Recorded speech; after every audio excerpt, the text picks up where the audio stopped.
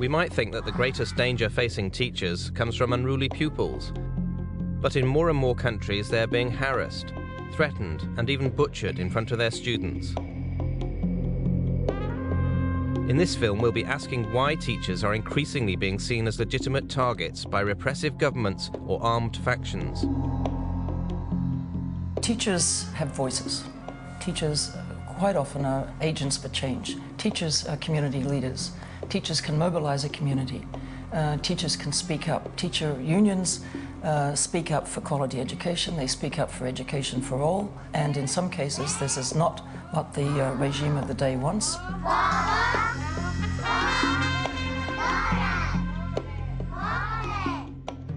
I'm Brendan O'Malley, and as international editor of the TES and in other roles in journalism, I've been writing about education for more than 20 years.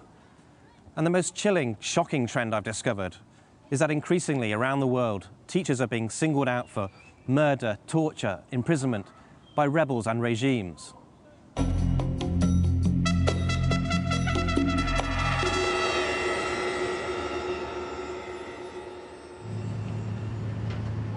The most dangerous country to be a teacher is Colombia, where dozens are murdered each year.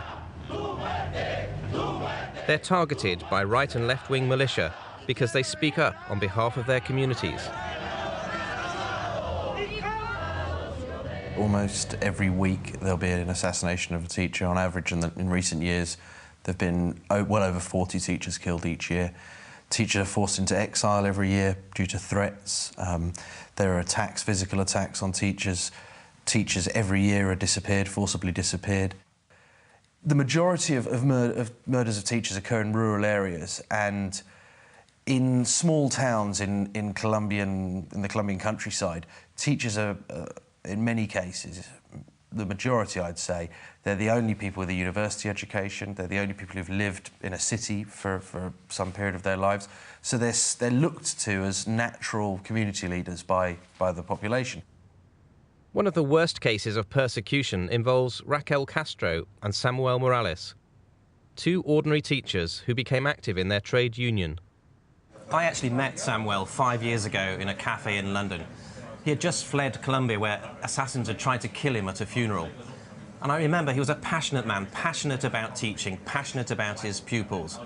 He was the only teacher in a school of 45 pupils, aged 5 to 12. And what turned him to campaigning was the fact that there was a foreign oil company taking 400 barrels of oil a day right next door, while there he was teaching under a leaky palm leaf roof with no water to drink, no toilets and no textbooks.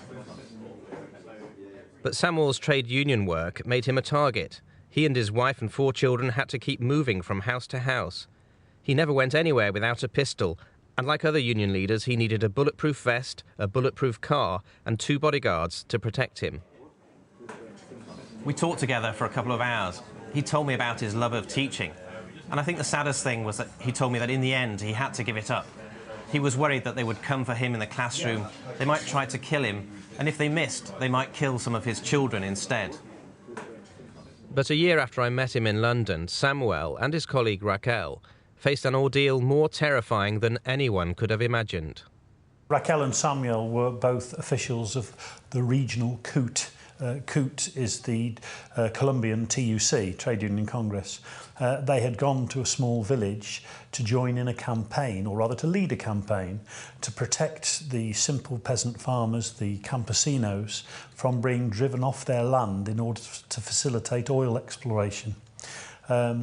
They were all under death threat because of their previous trade union activity. There were 5 of these CUT colleagues on the delegation. Because they'd had previous death threats, they slept in separate houses. A murder squad from the uniformed official government army came in the night, found 3 of them where they were sleeping, took them out into the street and shot them. They didn't find Samuel and Raquel during their first sweep of the buildings. They found them a little later. Raquel and Samuel both were then subjected to the most appalling psychological pressure. They were both put before firing squads more than once, led to believe they were going to be shot, but the executions weren't actually carried through. Raquel and Samuel spent 3 years in prison. Although they've now been released, there are still fears for their lives. There's also growing international concern that armed forces are killing teachers in Colombia and no one is being prosecuted. There was a study done last year of just under 2,500 trade unionists who'd been murdered in Colombia in the last 10 to 15 years. Not all of them teachers, but about half of them were teachers. And they found that of all those 2,500 cases, there'd been only 2 convictions. Neither of those cases were of murdered teachers. So fundamentally, you can kill a teacher in Colombia and you can get away with it because the state doesn't pursue people, doesn't make an effort to punish people who are responsible.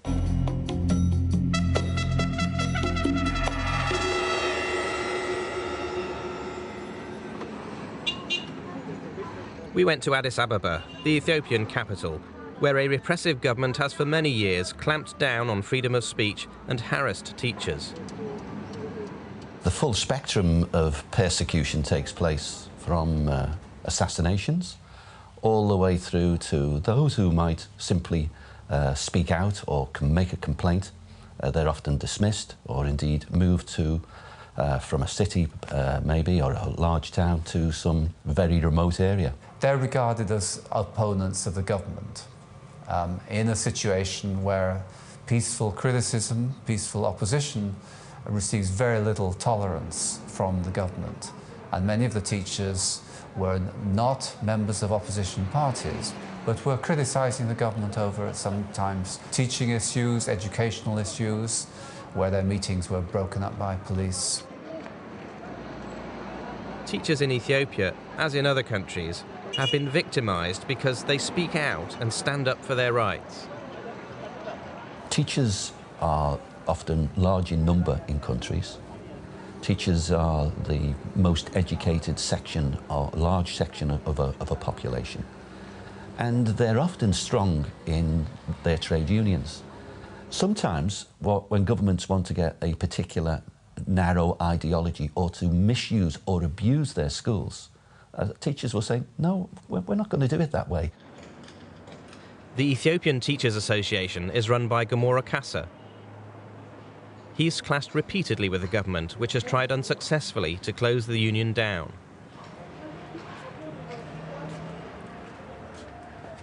This is my office. It has been sealed down since April 1993. Now, there was a ceiling here. It stays for years. That's the reason why it faded away. But you can see this is the order of the court, but the order is politically motivated. This is at the door for my assistant secretary. It is also closed down. The government wants to control this organization because they want to make it subservient to the political end of the party in power. Gamora Kassa. Gamora. Nice to meet you again here. Good to see you, Gamora. Steve Sinnott is a frequent visitor to Ethiopia and knows Gamora well. He has just been on an Education International fact-finding mission to Addis Ababa. What teachers know around the world is that the Ethiopia Teachers Association is very, very special indeed. And the way in which you struggle for free trade unionism, for teachers to be able to speak up for the children in your country, speaking up for education for all, to get all children into school, the way you speak up for these things and for democracy is a real inspiration for teachers. So we thank you for everything you do on behalf of teachers in Ethiopia and for teachers across the world, Gamora. Thank you very much. Thanks. Gamora Kassa, I think, is a very special man, modest man. He's one of the greatest people I've met in my life. Gamora was in exile in this country when his deputy was assassinated by the security forces in Ethiopia. And he returned, putting at risk his own life. It could be imprisonment, it could be disappearance. Why not shooting? Because I have the experience of my colleague, Asaf Amar, who was murdered while he's on the way to the office. Or they may create another fictitious crime for me. They are very notorious for creating fictitious crime. Steve Sinnott believes it's vital that British teachers support colleagues who are being persecuted in other countries. We can't teach global citizenship in our classrooms without us attempting to practice that ourselves. And we can't encourage people to show some courage and advocate human rights without us being supporters of those people who show those particular qualities. Our own government gives £130 million of aid a year to Ethiopia. Should we really be giving them this aid if they treat teachers this way? The British government, I think, has a duty to ensure that it is vigilant about the way in which the government behaves that is receiving substantial amounts of aid, making sure that they cease the persecution of teachers.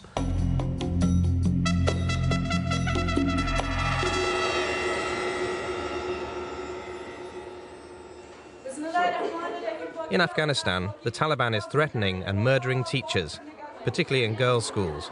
It's part of a move to wrest control of whole areas from the government, as Martin Bell, the former MP and BBC correspondent, saw on a recent trip.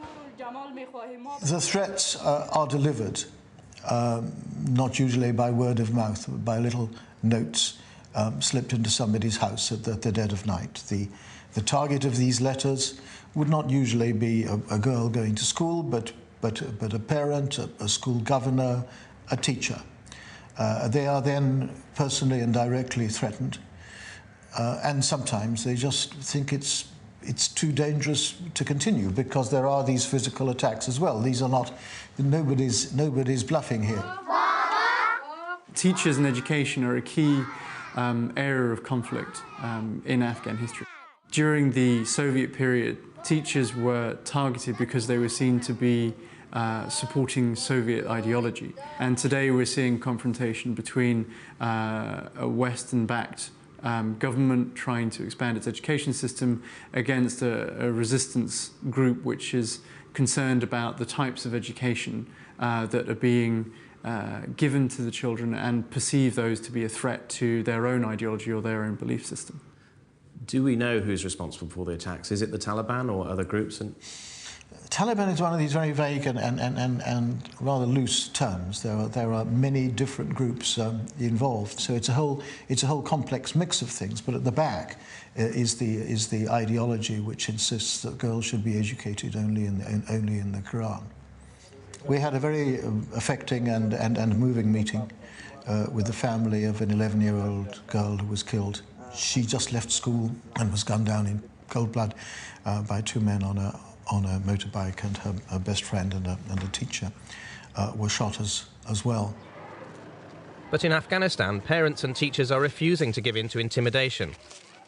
They're forming local committees to defend their schools, and there's some evidence that the number of attacks is falling.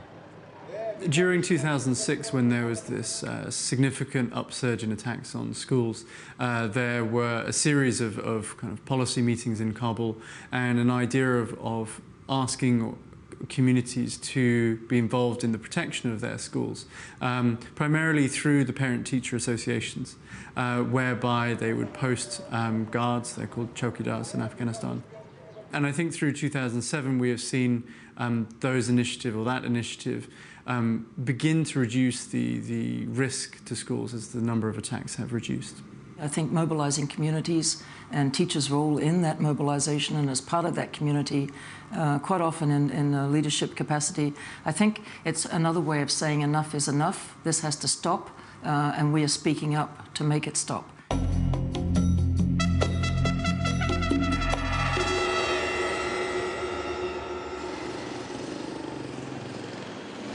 It's not just the war-torn countries we hear about on the news where teachers are being gunned down. Armed police now guard schools in the 3 southernmost provinces of Thailand. In the last 3 years, more than 75 teachers have been assassinated by Islamic fighters seeking autonomy. In this incident in June 2007, 2 teachers were killed in the school library. In some cases, they're quite targeted and quite brutal. In the case of some teachers at the beginning of 2007 who were who were essentially confronted in front of their students and were shot at point-blank range in front of their students. And other times, the assassinations have been what we'd call much more cowardly and much less brutal, just people riding the backs of motorcycles, for example, and gunning them down in the street. When the government provided armed escorts for teachers, the fighters switched tactics to arson. More than 260 schools in the south have been burned down since 2004. The insurgents want to see the school system as the most, aside from the military, of course, as the most recognizable representation of the Thai government, which is largely Buddhist. Of course, most of the population in the country, save for the south, is Buddhist. The message I think that they're trying to send is that the discrimination that they've experienced, and indeed they have, it needs to be said that some of their grievances are quite legitimate. So what are their grievances? I mean, is it the language they teach in? Or? The language is certainly one, and there have been a number of initiatives at the legislative level to try to allow either Malay or Yawi or other local dialects to be the language of instruction, at least in some of the schools in the south, the state-run schools. Of course, some of the Muslim schools are free as independent schools to teach in whatever language they see fit, but none of those initiatives have passed yet. In many parts of the world, schools could help to ease tensions by promoting tolerance, and combatants could be encouraged to recognise them as neutral zones. In southern Thailand, that would mean teaching in the local language and teaching about Islam. It's always been a very political question as to what's in the curriculum and who decides what's in the curriculum. And usually it's the government of the day of whichever country, regardless of how that government became the government, that makes those decisions. And in many countries, tracing through their history, they have a number of ethnic groups. They have a right to maintain their language and their culture, and often education is used to in fact achieve the opposite. So they lose their language, they lose their culture, instead of education being the means of retaining it and appreciating the diversity. It has been used in the opposite way. In many countries, there's strong evidence that teachers, because of their status in society, are more vulnerable than ever, and are seen increasingly as legitimate targets by repressive governments and militant groups. Schools are such safe, normal parts of our lives, and yet in more and more places around the world, teachers and children can't just come and go without wondering whether they're going to be murdered by assassins or blown up by a bomb. It's time for the world to wake up to this problem. We must think more seriously about how we can provide protection for them, how we can ensure the perpetrators are prosecuted, and how we get to the point where schools are treated as zones of peace and recognised as safe sanctuaries.